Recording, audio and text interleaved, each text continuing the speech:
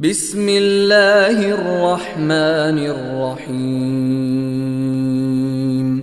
إذا زلزلت الأرض زلزالها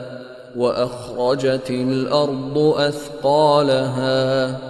وقال الإنسان ما لها يومئذ تحدث أخبارها بأن ربك أوحى لها يومئذ